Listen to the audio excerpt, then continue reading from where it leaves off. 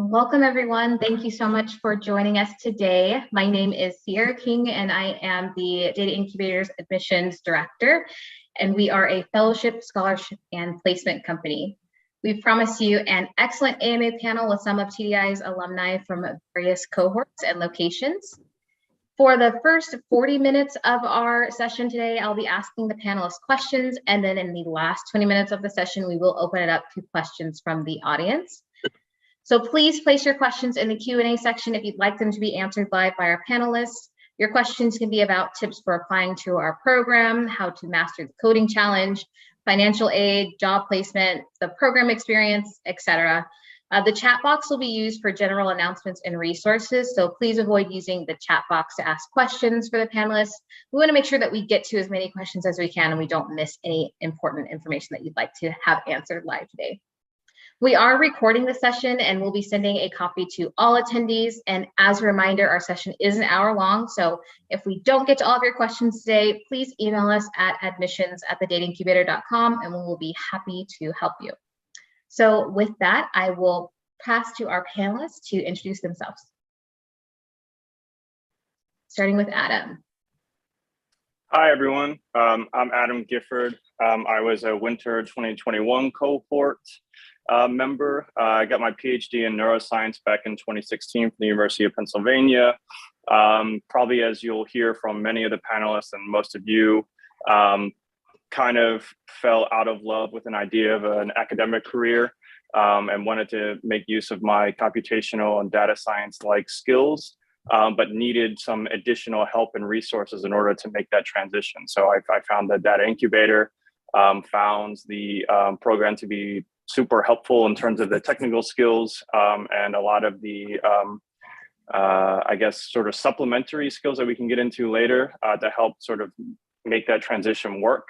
And currently I am a principal data scientist at Behavior, which is a digital health virtual reality startup company working on things like stress management and digital therapeutics. Yeah, so that's me. Thank you. And then next up, we have Trey. How's everyone doing today? Thank you guys for having me. My name is Troy Williams. I'm a Boston native. I was a part of the, I believe, fall 2021 cohort, part-time cohort. We finished up, I believe, this in March. And I'm currently working at McKesson as a data scientist. McKesson is a pharmaceutical distributor, one of the largest, number 7 on the Fortune 500 list. And we work around different projects relating to price optimization, internal leakage, and various other supply chain management related tasks. And yeah, that's just a little bit about me. Welcome, Trey. We're happy to have you here as one of our alumni panelists. And then our first, Robert, if you could introduce yourself to the attendees today. Of course. Hi, I'm Robert Schavinger. I got my PhD in 2010 from Rutgers University. And then I worked for 11 years as a researcher in theoretical high energy particle physics. And then I transitioned to data science. And I guess it was the first cohort of 2021 that I did, actually with Adam and the other Robert. And now I work for DCI Solutions, which is a military contractor based at Aberdeen Proving Ground, but now we've expanded and we have presence in Virginia, Alexandria, Virginia, presence in Colorado Springs. And so it's a rapidly growing company, a lot of exciting opportunities, and I'll talk more about that when the time comes. Thank you. Awesome, thank you, Robert. And then Robert, if you can introduce yourself as well. Hey everyone, Robert number 2 here. I started off in civil engineering, got my PhD back in only a couple years ago, 2019. After I was done with my PhD, I did a small postdoc and realized, as I'm sure everyone else did, that I had a leaning towards computational work, programming and such. I wanted to sort of make those skills better. And the data incubator was a perfect opportunity. I was in the winter 2021 cohort, like Adam and Robert, and I started with a company called Affinity directly after the cohort. I've been working for them for about exactly 1 year, where I make statistical models for optimizing agent customer interactions. And we can get into details about that later if we want. Perfect. Well, thank you everyone for introducing yourself. We were going to go into our questions that we have prepared, and for our audience, please place questions in the Q&A. We will open the floor to questions towards the end of our session today. But for all of our panelists, I know in your introductions, you all talked a little bit about your new roles, but I'd like you to give us a little bit more details about what that looks like at your company and your current roles and how you're sort of fitting in after completing the program. I'll jump in first if everybody doesn't mind. So yeah, my official role is data scientist 2.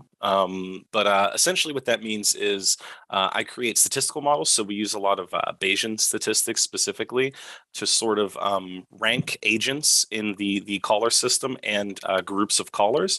And we pair them optimally. Optimally is obviously a general word. It depends on what our target is. A lot of the times it's just sales cues. So like somebody's calling into Comcast, who's more influenceable for a sale, who's less influenceable for a sale based on certain things. So like when you call into a caller service, there's a lot of information, right? Whether it's from your phone number, whether it's from your account itself. And whenever you press buttons on the phone, like 1 for this department, 2 for this, that's all information that we can use in order to make sure that the interaction between the customer and the agent is optimal. Sometimes, specifically on the accounts I work on, that's for non-sales. So I work on a UHG, which is a healthcare company. We optimize getting care to patients. So whenever a patient is due for like a cancer screening or a wellness visit, we match those pairs to hopefully bring those numbers up so that we have a healthy customer. Yeah, and maintaining that is the biggest part. So like debugging when there's problems, making sure that problems don't arise or catching changes in data early. The maintaining of the data is actually a much larger portion of the job than the actual modeling, to be honest. Yeah. Perfect. Well, thank you so much for sharing. Adam or Robert or Trey, if you'd like to chime in there as well. Sure. Yeah, so as I mentioned, I am...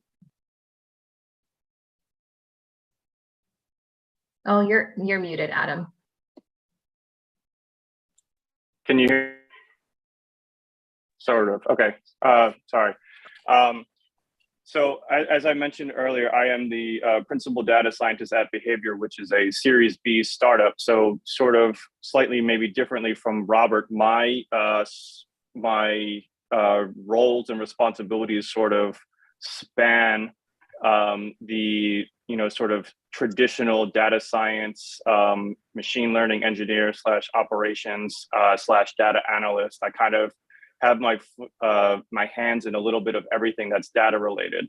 It is not necessarily it's not a long-term solution. Obviously, as a company grows, we want to specialize, but I sort of came in as the data guy essentially. So I do a lot of the early exploratory data analyses to understand how people are using our virtual reality products. I am involved in doing some of the statistics work to analyze how our products are working efficacy-wise, whether or not people are actually getting some benefit out of it.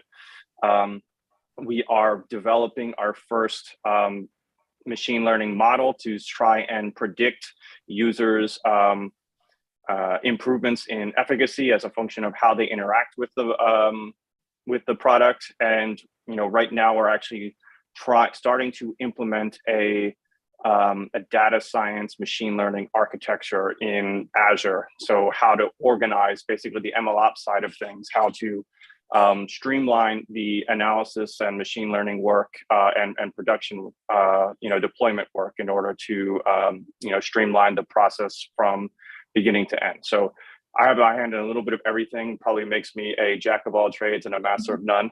But hopefully as we get there, I can start to specialize into the actual pure data science stuff, which I think is where my heart's at. Yeah. Awesome. Well, thank you for sharing. And Robert or Yeah. Trey, if you want to give us a little more information about your current Yeah. roles and what that looks like for you. Yeah, I found the last thing you said amusing, Adam, because for me, I think when I started, I didn't quite know what to expect. And it's basically turned out to be data science in name only. So my job title is data scientist, but it's almost all other things. There is a significant amount of software development with a bent towards cybersecurity. That's probably 50% of my job. And then, there's mathematics. Maybe you could say it's 20% mathematics, 20% research, and kind of 10% other, where the 10% is like trade secrets and controlled and classified information I can't talk about.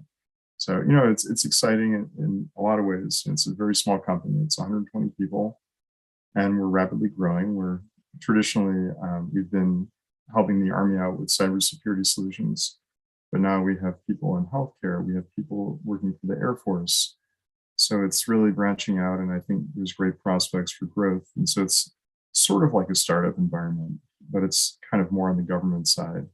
And the rules are different, so that there's no venture capital, right? So it's kind of, you have a horse show every so often. You try to impress your government clients, so they give you cool contracts to do more cool stuff. And if people want to ask me more specific questions, I'll do my best to answer. It's sometimes tricky because there's lots of things that I can't say, but I'll do my best to fill in the blanks. We understand top secret information, so we won't ask too Well, many. it's actually not top secret. I haven't set foot in the top secret facility. I haven't even gotten my badge yet, and I've been employed since May of last year. That gives you an idea of how long it takes. There's even more secrets there. So I'm only working on what's called controlled unclassified information, which means that it's nothing special. You could figure it out from the research literature, but you're not allowed to talk about it or publish it, because the idea is that the synthesis of all the different ideas and papers taken together may be something which gives an adversarial actor an edge, and you want to avoid that if possible. So Trey, can you tell us a little bit about your role at McKesson? So I just recently started, so I think this is my second month working there. But so far, I've just been handling a lot of projects that were sort of in the works of being deployed.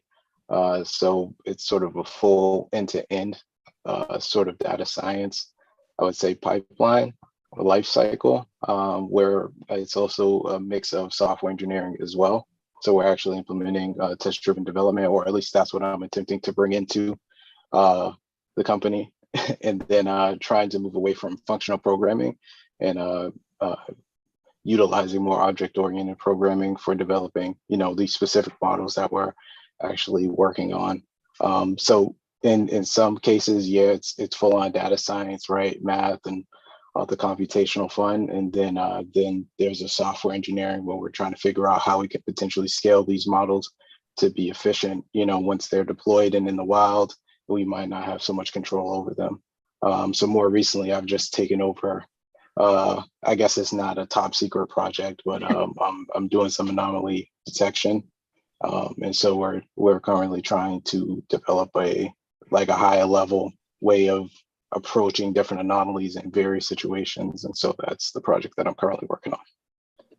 Well, thank you for all of our panelists for giving us a little bit of insight about your roles. It's exciting to see, our alumni out in the workforce and enjoying their roles as well. We love to see that when you guys come back here for these panels. So I want to pivot back to your time in the program and just get some insight into what made you decide to join the Data Incubator program. And this is for all panelists, so feel free to, anyone can chime in. I think it's really what Robert said, that, that we've had these skills, and just, everyone had the feeling that our skills should be worth something and that someone would be happy to employ us, but it just wasn't clear where to apply. I mean, I never knew that there were these opportunities. I never knew that the government would employ data scientists to do, totally unrelated things, and more cybersecurity analytics than data science, really. So it's just kind of interesting to see what is out there and what the space of possibilities really is. and to see what the skill set is that is in high demand. I think this is what TDI really brings to the table. Well, I can say for myself, best money I ever spent in my life. Okay. Oh, glad to hear it. So there's the endorsement.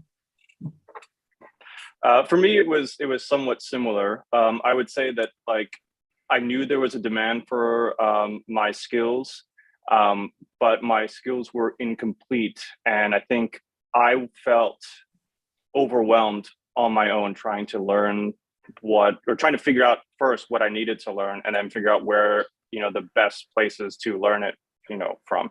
Like, it is possible to find all of this information that you learn at TDI online somewhere, but for me, the benefit of TDI was having experienced data scientists go through these are the processes for developing and deploying a machine learning model, doing exploratory data analysis, doing natural language processing, whatever, and so you have some general reassurance, first of all, that what you're learning are actual tools that real data scientists use.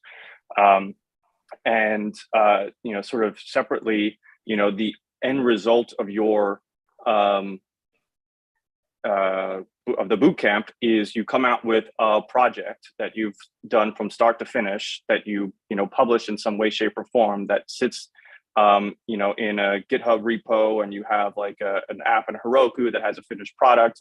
You have something to show for your efforts, which is something that you have to figure out how to do on your own if you are not going through a program like this, right? And then sort of the third step is, which I found, I think, the most helpful is, if you're trying to apply for jobs on your own, unless you have other data science contacts and people to get your foot in the door somewhere, you are one of hundreds, if not thousands, of applicants at any random job that you find on LinkedIn. And it's very hard to get through that first step.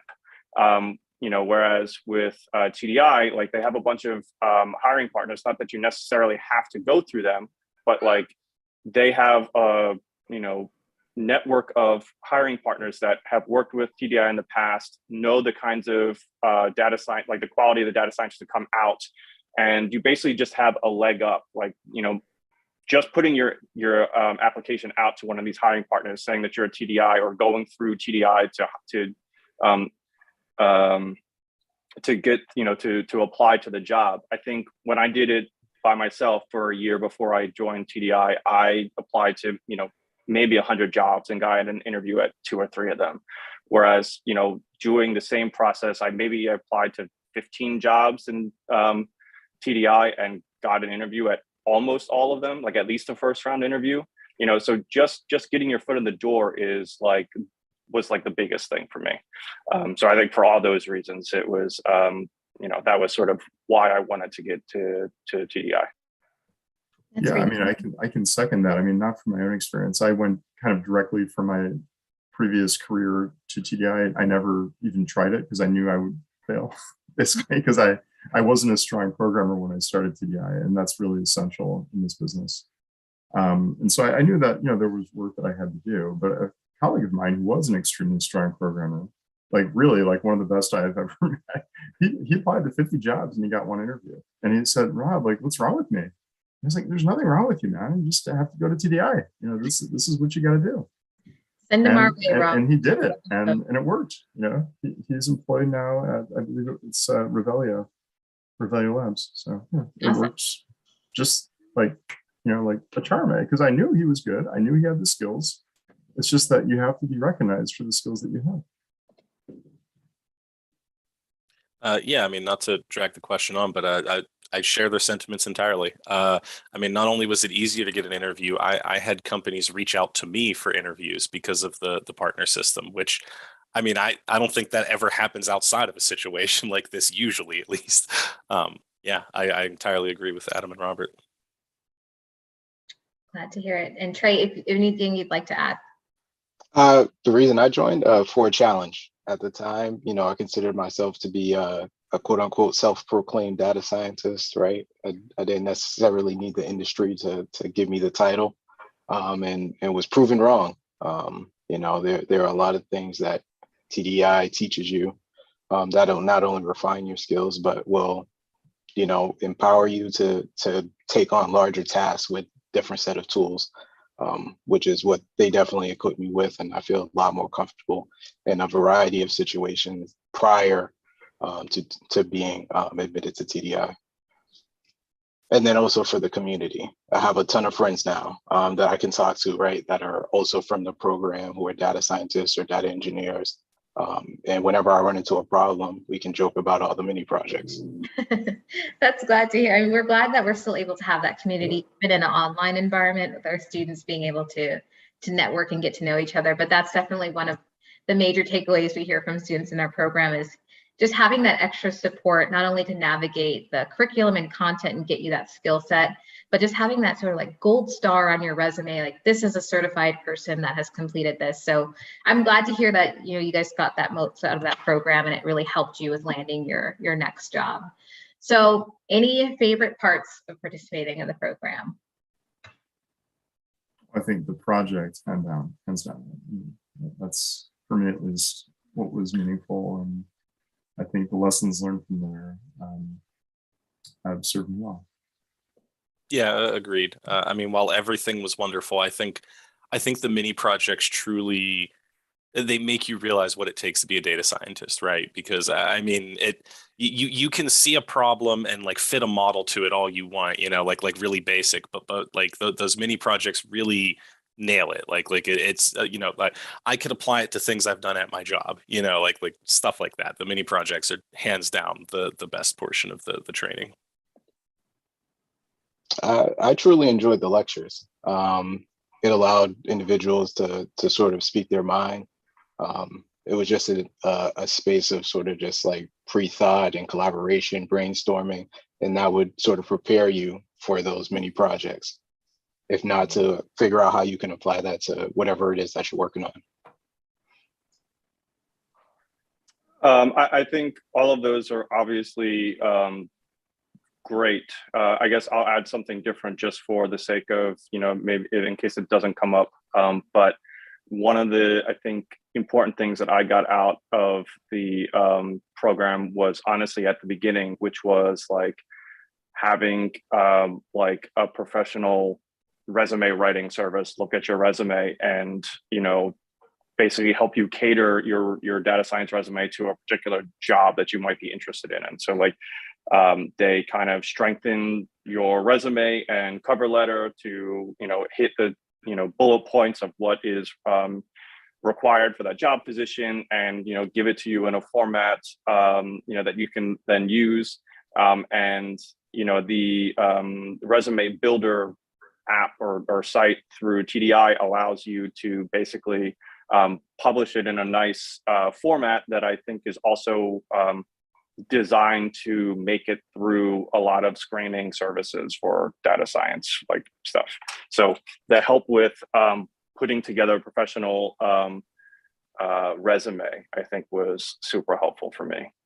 There is a method to our resume madness here, how we have you all set up. So you hit it right on the head. We want to make sure that as you're going through and navigating the hiring process, that it gets put right at the top, because you're meeting all of those requirements that employers are looking for. So we've talked about favorite parts. Let's talk about parts that were most challenging in the program.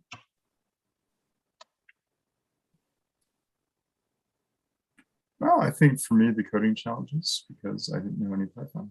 I did all the, I can't remember what you call them, the examination questions to get into the program in Mathematica, because that's what everyone in my subfield of physics uses.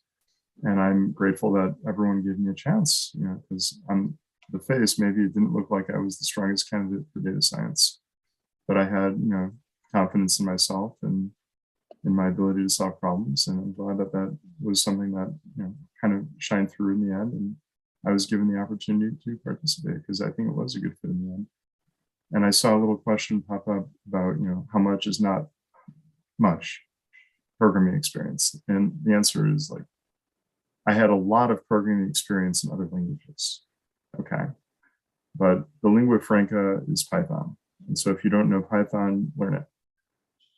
And there's lots of online resources, including the TDI's 12-step program or I can't remember what you call it. Sarah, you'll have to remind me. All right, yeah, you're right. It's 12-day program. 12-day program. Yeah, 12 steps sounds too much like a recovery program. Yeah. But it is 12 steps, right? It's just that you don't call it. Technically it is, but we'll stick with day for now. Yeah, I think that's better. Yeah, I mean, I'll echo Rob once again. The coding challenges at the beginning of each day were definitely challenging, like the most challenging for me. And I'll say, even knowing Python going in, it was still challenging. I still think recursion specifically to this day, it still blows my mind, even though I understand it for the most part. Mostly. But yeah, I mean, the mini projects, while challenging, you have more time, you have more opportunity to ask questions and collaborate with people if needed. Like, oh, you did it that way, I did it this way, but with the coding challenge, it's just this quick 30-minute, like something you might see in an interview. And that was, yeah, definitely challenging at times. I want to say the SQL mini project for me, because I thought I was a master of SQL, and I was proven wrong once again, right? I think TDI does a good job of humbling you. But other than that, I would say that the capstone would be my follow-up, because you actually have to produce a data product, which a lot of people might not be used to in the traditional sense, right? Of I think Robert and Adam pointed it out earlier, which is just fitting a model to anything. You just take some data, you fit a model, and that's it. But now you actually have to produce something that somebody could potentially use. So just put you in the seat of a actual stakeholder, right? Yeah, and I'll just quickly echo Trey regarding the capstone project. I mean, I agree. I think actually the hardest thing for me was all of the HackerRank challenges, because like it's just a different sort of mindset, like to have to figure out like some skills you just have to memorize, and some things you just have to like be able to recognize what type of like coding challenge or skill they're actually testing for, and then have to figure out how to do it. But what I found challenging about the capstone project was really sort of my first experience of like conceptualizing an end-to-end data science project. Like, what is the problem statement? Like, why should anyone be interested in the problem that you're trying to solve? How to find the data that you want in order to answer the question that you're actually trying to ask, right? Then doing all of the obvious like data exploration, building a model, testing different models, whatever. And then like Trey said, like, okay, so what? Now you have a model, like what is how is anyone going to use it? Like, unless they know Python, like, it's useless. So like putting it together in a web app or some other sort of production service that, any stakeholder that knows how to use the internet could use and get something meaningful out of it. And then being able to sort of finally present that project in a way that captures the interest of anyone, to show that there's a need for this product that you're serving, and being able to sell that story, which I think is helpful for, particularly in the interview process when you're trying to, talk about a project you're working on. You want to be able to convince them, like, this is a worthy project. I know how to do one from start to finish, and I can create a finished product that can be used by an end user. Well, thank you all for sharing. I want to pivot a little bit. I know we talked a bit about the resume services and hiring, but if you could elaborate a bit more about your experience with the job placement resources, things that you took advantage of, or support that you utilized in the program. Yeah, I can't remember what it stands for, but I believe that the acronym was the CRM. The CRM was very useful. I mean, it's essentially just a database of the partners who are active or not active. You could filter by certain things. So whether it's, location or when they're hiring or if they're hiring, you could filter and just get down to like a very specific subset of the partners that you may be interested in applying to. And I mean, I thought the really cool part was they can look for you as well. Like I said earlier, I mean, I had 2 companies reach out to me, which I mean, in a job hunt, like I said, that never happens really. And I thought that was the coolest part. Yeah, the CRM definitely was super helpful. Yeah, that's how I got my job. It was not one of the interviews I requested. It was an interview that happened because somebody requested me. And so I think that's a very unique thing to TDI. Yeah, I use the I will say CRM as that, well. oh, sorry, I just, Go let ahead. me, final sentence is just that it was also very easy to get interviews by reaching out. So I think I always had at least a bit of interest. Sometimes it was kind of a very vague posting, and it was some startup that didn't really have funds secure to hire me, but they just kind of wanted to see like what was out there. But, you know, there was like a lot of back and forth, I would say. Yep. I use the CRM a lot as well. Can't recall if I received any interest directly from companies, or if all of my interviews were initiated by me. But I think the job that I ultimately was placed for, I got via one of the Slack opportunities. TDI posts job opportunities on the Slack channel almost daily, if not every few days. And I think that was one of the opportunities that I found as well. So I think eventually they end up in the CRM at some point, but like sometimes you can get a Slack opportunity that hasn't made it to the CRM quite yet. And so that's how I found mine. I just want to agree with everyone. I would definitely say focusing on that job profile that you have in the CRM, that would be a great idea. That's what I took advantage of, and that's how I was able to land my position right now. Somebody reached out to me. I had several companies reach out to me, and that allowed me to be able to differentiate myself, right, and sort of prove my worth, which you don't typically get when you're applying on LinkedIn. That's exciting to hear. We see that that's a pretty common thing in our cohorts too. With in our first week of our cohort, we introduce our hiring partners to all of our new students. It puts your information out there, your profile, so they can see this exciting cohort that we have. And that's how they really get to know you and start reaching out to schedule interviews. So I'm glad to hear that for so many in this group, that's one of the ways that you're able to find your hiring partner placement. So is there anything that you do in your current job that you learned or helped you develop at TDI? Can I just add one thing to the last thread? Yeah, of course.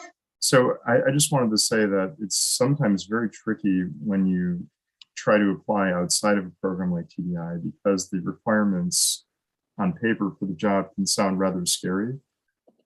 And a lot of the times I found with TDI, the posting would be there, and I would say, oh gosh, I don't think I'm qualified for this job.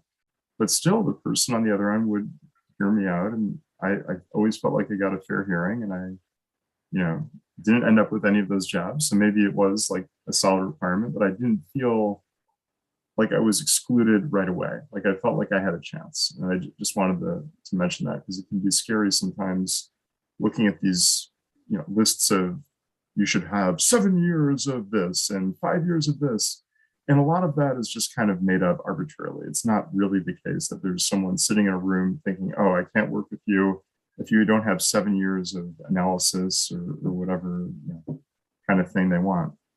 Just wanted to throw that out there. No, I appreciate you sharing that. I think that's going to be a lot of people's experiences when they're looking at job postings, and it can definitely be an overwhelming process. So we've got an excellent team of PRMs. I know you all had a chance to work with them to really help you navigate the job postings, especially if they're within our network, so they can look at them and tell you, you're a great fit, or this is what they're really looking for, to help you prepare for your upcoming interviews too. So just going back to anything that you learned at TDI or developed at TDI that you use in your current job today. The biggest one for me is SQL. I think I don't know what Robert, Adam, and Trey use, but I mean, in my job, there's large data sets, right? I mean, we deal with calls for like AT&T and stuff, so millions of data points a day with hundreds of columns. SQL is basically 70% of my job right now. Honestly, that might not be the case everywhere, but for me specifically, SQL was huge. I use it every day, and I thank TDI for it every day. A little silent. Thank you. Do you have a 2 cents, Robert, about what flavor of SQL is most robust and best to use? I mean, I don't want to give anybody any sort of like proclivities or anything. I mean, I just we all use right. yeah. I don't want to put you on the spot. No problem. I would say Flask, leveraging Flask and understanding version control through Git. Well, for me, the core Python programming skills is the obvious one for me because I didn't have that coming in. Yeah, I use a little bit of everything. I mean, SQL, of course, Python and Jupyter notebooks and data viz stuff. So a lot of the data viz training we've done. Yeah. I've also heard from other students who will, export their mini project work from Jupyter Hub, and if they have a difficult, challenge at work, they'll go through the steps of the projects to really help them reinforce that skill that they learned in the program. So I definitely think, just going back, for those resources, they can definitely help you later on in your career as well. For sure, I definitely I downloaded the entire repo from Jupyter Hub, and I refer to it, I mean, at least monthly. Yeah. That's good to hear. Yeah, certainly super helpful stuff. So looking back, do you have any advice that you would have told yourself before going through the program? Take the 12-day boot camp a lot more serious. Kind of funny because you all had a little chuckle Yes. before you started answering. I'm trying to see like how best to phrase this, but it's not really a 12-day program. It's more like a 30-day program. At least if you're like me, like if you didn't know any Python, then it's a 30-day program. And I didn't spend 30 days on it. So I had a lot of catching up to do. If you do know Python, then maybe it really is. I mean, maybe one of you can speak to that. I mean, I will say, yeah, definitely focus on that 12-day program. Even with Python experience and plenty of coding experience, I mean, it helped a lot. And the only other advice I would give is if you do join, start the mini projects earlier than you would think. That, I mean, while there's, at any point you can ask questions, and talk with an instructor, which is helpful. Sometimes you just need to sink that time into it. I mean, there were a couple where, and it was mostly mistakes on my part, misusing something or not understanding a small concept, but if you have to, take a day to look at it and then take another day to look at it. If you start on Saturday when it's due Sunday, you can't do that really. Definitely start earlier than you think you should on those each week. But they were at least humane with the deadlines, which I think was appreciated. Oh, definitely. And then last question here before we open it up to the floor with questions. What do you think is the most important thing that TDI graduates walk away with? A job. Good answer. A job is a big one, but if I could speak to my engineering background for just a second, whenever I was in some of my sophomore engineering classes, one professor constantly said something about engineering instinct, right? Anybody can be taught to use an equation, anybody can be taught to put numbers into Excel, but if the number comes out negative, and it should be positive, if you don't have engineering instinct, you're not going to catch it. And I think Data Incubator does that perfectly for data science. Being able to look at a data set and just be able to see trends in it, knowing how to find trends in it if you can't physically see them, seeing changes in your data over time and stuff like that, like just being able to look at data and say, I think I know how to handle this data set. Like that's invaluable to me. And I would just say value in the market. I've had several companies attempt to poach me from my current positions, right? Just because of now that I have this credential to go on, and then they go and review it, and there's some sort of inherent value that comes along with that. Yeah, that's a great point. I mean, this has happened to me too multiple times. I wouldn't describe it as coaching so much as like, testing the waters. So like, how are you liking this position that you're in? Are you interested in exploring other options? Like going in that direction, very obviously on LinkedIn. And I love my job, so I just ignore it. And I tell my boss that he should try to poach the people from that company, Well, I'm glad to hear you're happy at your job. All right, so at this point, I'm going to open the floor to questions. We have quite a few questions in the Q&A already, but if you haven't put a question in there and you'd like to have it answered by the analyst, please do so now. So our first question, which I think we touched on a little bit earlier, but if we can reiterate, why should you attend TDI rather than learning by yourself? So it's just nice to have some structure, I think. Yeah, so I mean, I sort of touched on that, I think, in one of my earlier answers, but for me at least, I mean, I'll be honest, it is entirely possible to find all the information that you could learn about data science online somewhere, you know, for free, probably. You know, the few things that I will say is, one, you know, it is possible to get into TDI for free if you get in as a fellow. But even if you have to do the paid option, like having a catered, you know, curriculum that is guaranteed to be like the foundational knowledge you need in most of what you might be doing in data science was a huge benefit for me. It helped me sort of focus like what I needed to work on. It forced you to put a project together that is the main thing that anyone really cares about when they ask about an interview. Like other than like your resume, like if you don't have a project that they can see end to end that you've done something, like it's almost impossible to like convince them that you know what you're doing. And you know, resume help so that, you know, your resume gets filtered, you know, passes through the resume filters, you know, and having someone that is experienced in writing, you know, quality resumes, you know, really focus your resume and make it as strong as possible. And then finally, the connection, the relationship between TDI and their hiring partners, so that basically gets you a foot in the door at any place, any one of their partners that you're interested in applying to. Like I said, you know, I tried to do this on my own. Maybe I got a first round interview at 5% of the places that I applied to. And with TDI, I think 90% of the ones that I applied to, I at least got a first round interview. And then for all of our panelists, we have another question here. What sort of traditional software development backgrounds did you all have before joining the program? For example, what's your strongest programming language and experience depth coming into the program? I was probably a little on the higher side, I guess. I had been using MATLAB for 8 years before joining the program. MATLAB isn't a terrible language, but then I'd been using Python for probably 3-ish years beforehand.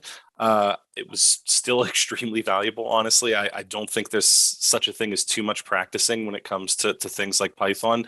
I mean, especially when you have all of these libraries that you've potentially never used before, right? I mean, it's not necessarily a new programming language, but it's completely foreign whenever you open up like a machine learning program as opposed to, you know, just normal pandas or something like that, you know?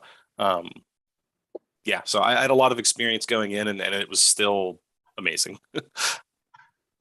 So this question is actually going to be for Trey. Can you tell us about your experience in the part-time program? I would say it was a perfect balance for what I had going on. So I was working full time as a data analyst, and so it allowed me to work, you know, my full time job, and then come home and sort of study and then refine my skill set to apply for that next level. So I found it to be, you know, worthwhile. I would just say, you know, you're gonna have some longer nights. You know, you just might have to be used to that or be willing to sacrifice a little bit of that fun time or free time that you have currently to be dedicated to the fellowship. But other than that, if you're willing to make that sacrifice, I think it's very worth it. I'm glad to hear. And we hear that from a lot of our students in the part-time program. They're choosing that because of the flexibility to be able to, you know, if you're working full-time and you are not ready to commit to leaving your current role and want to continue your education, part-time is a great option. For other students who are wanting to get through the program a little bit quicker and go on to their next role, then full-time is definitely a great option if you can balance the workload. So another question for all of our panelists, did you experience imposter syndrome when starting your first position outside of TDI? And then what do you do in your position now that you feel TDI prepared you for? I want to say yes. Even before I left TDI, I was experiencing imposter syndrome.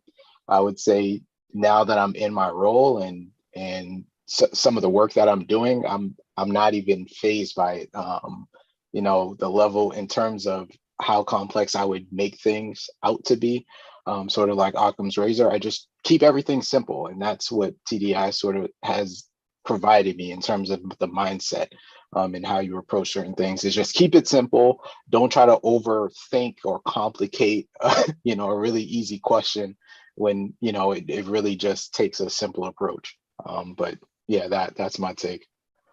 Yeah, I definitely had that because I expected them to really like want me to know Python from front to back on my first day, but it wasn't like that at all. They were very, very accommodating. And because it's a significant step for the company too to hire you. So like they're gonna put you somewhere where they can use your skills.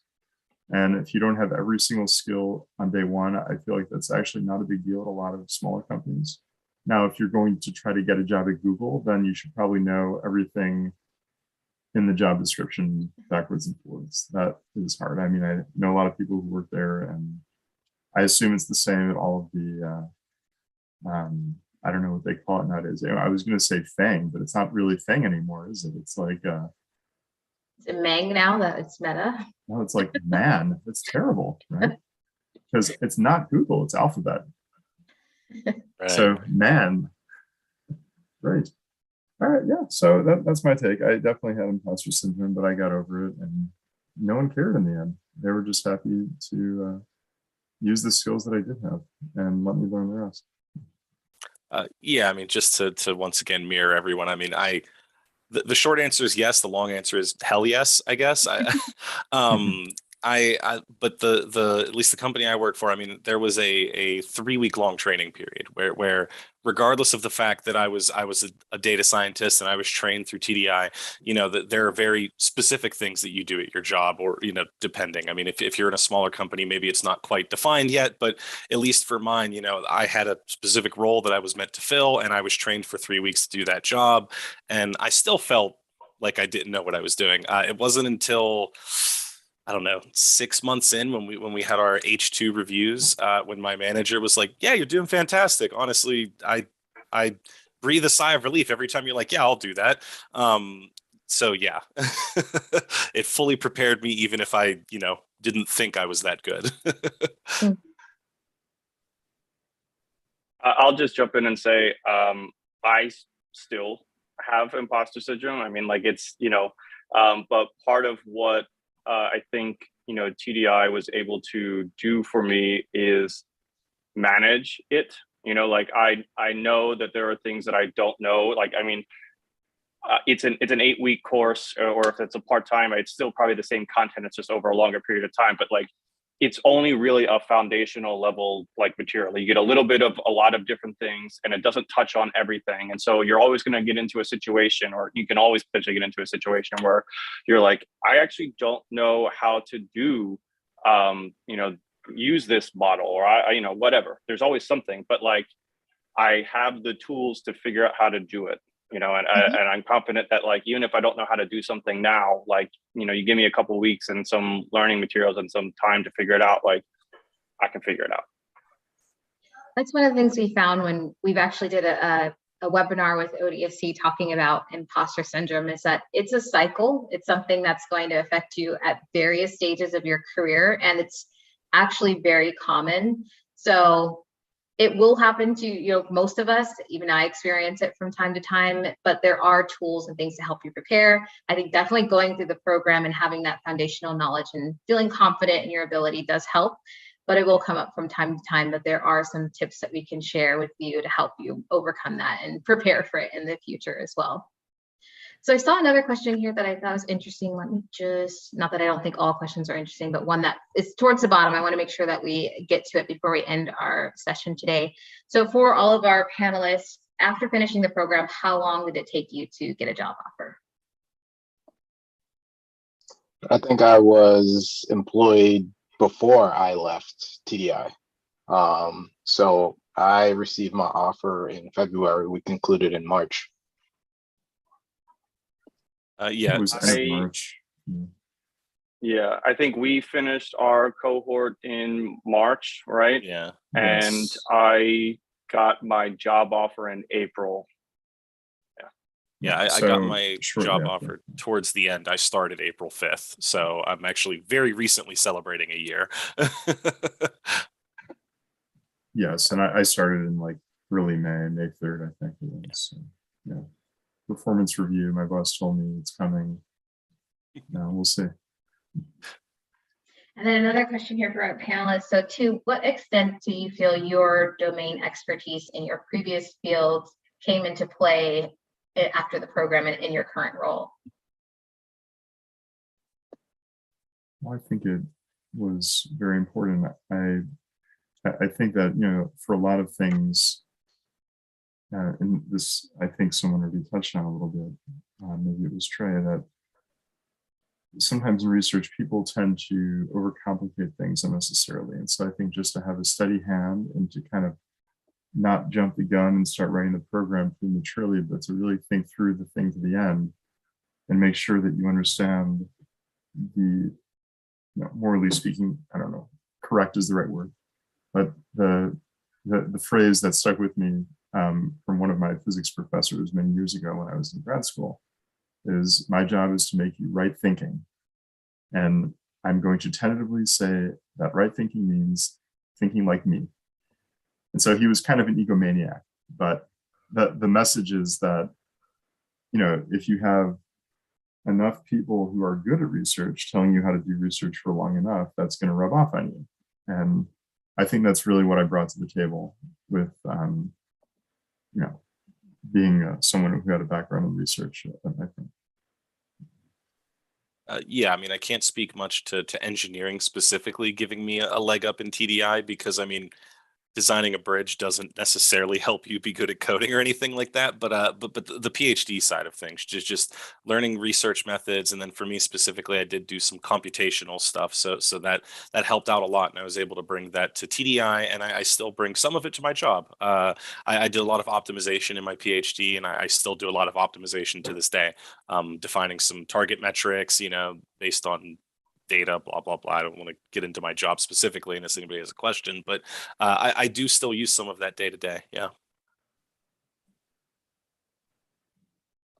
And then can you talk about your experiences participating in the program online? And if you could do it again, would you participate in person? Nope. I have a family, so that's not possible. That's a quick answer. Yeah, I would say online. It's just for the flexibility, because I had to go into the office at work. It would have been such a hassle to sort of, but let me not say that. But yeah, for me, remote.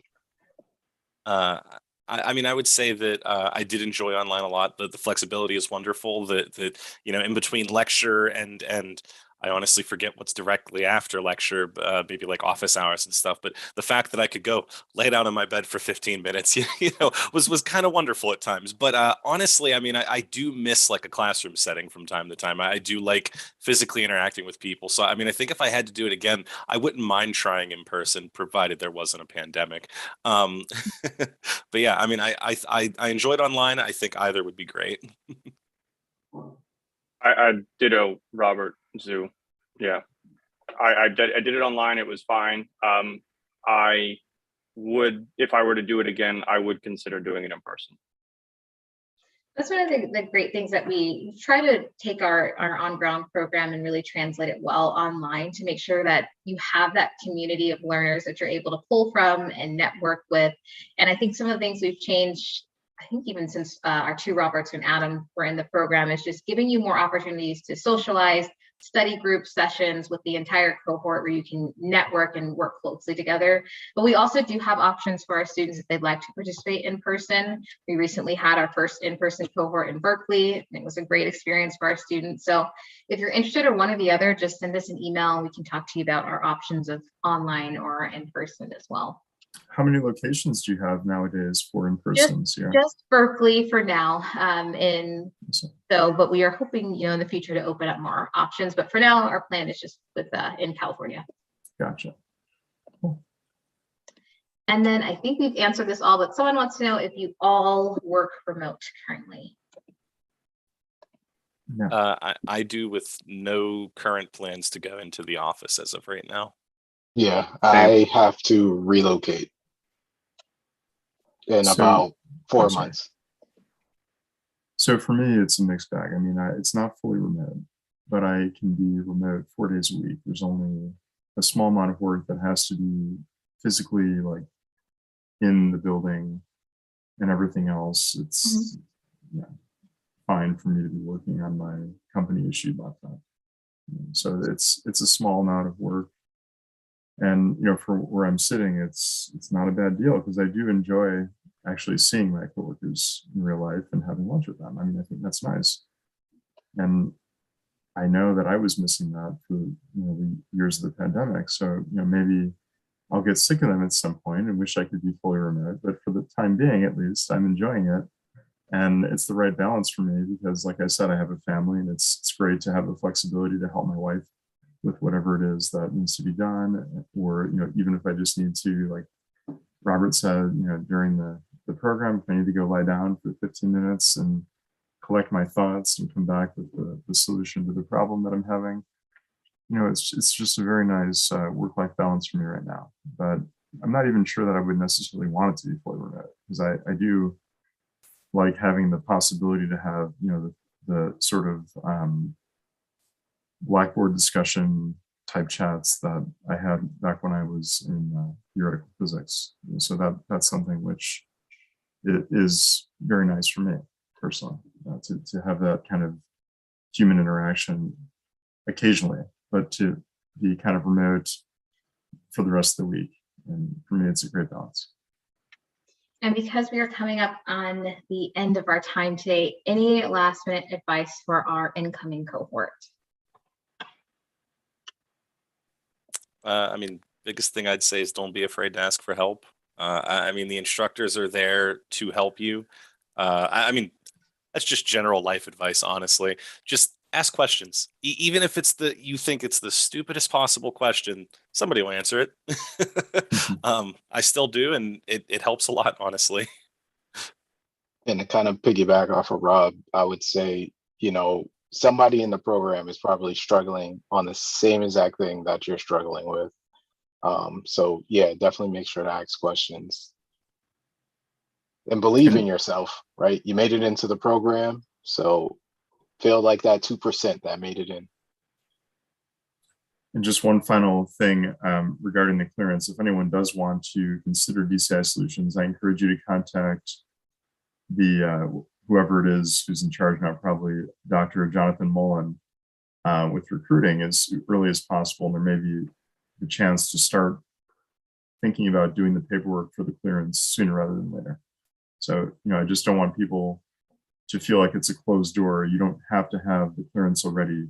I did not, and I still actually, I've been cleared, but I don't have all the IDs and bells and whistles.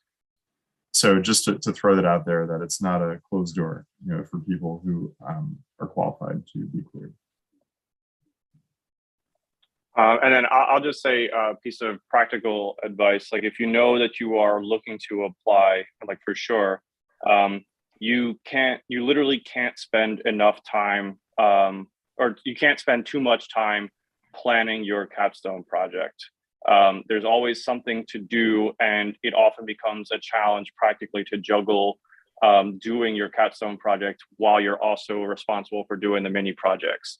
So, and for the technical challenge, like once you start it, you have 72 hours to submit it. And the biggest part is, doing some legwork on your capstone project to show that there is something to your project. So I think I spent like 2 or 3 weeks off and on just thinking about it, trying to find the right question, trying to find the right data set before I even started the technical challenge, in order to make sure that I had the time to put in the work.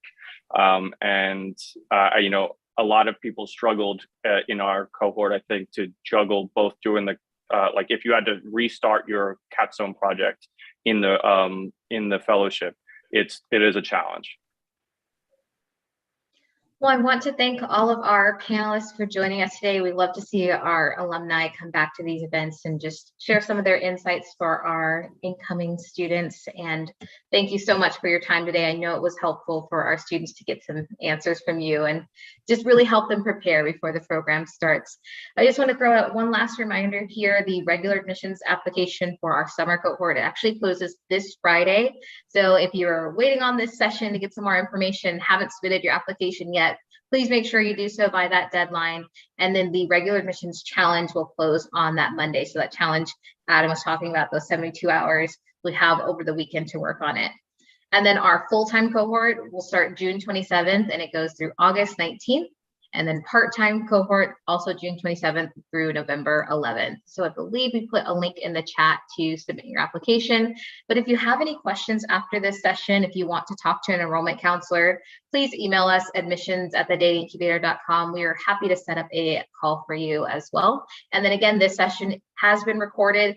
Takes a couple of days to process, so all of the registered attendees will get a copy of this recording as well.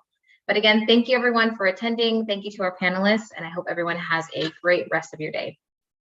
Bye, everyone. Hey, thank you for having me, Sierra. All right. Thanks, Thank you. everyone. Thank you for Thank you coming. very much. Take care. Thanks.